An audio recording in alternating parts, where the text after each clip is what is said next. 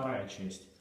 На самом деле, в принципе, износ у меня тут камера не такой большой даже. Я думал, все будет намного хуже. Но я не понимаю, что это за хренотень. У меня на одной шпильке из-под нее течет масло. Классно, да? В общем, вот так вот.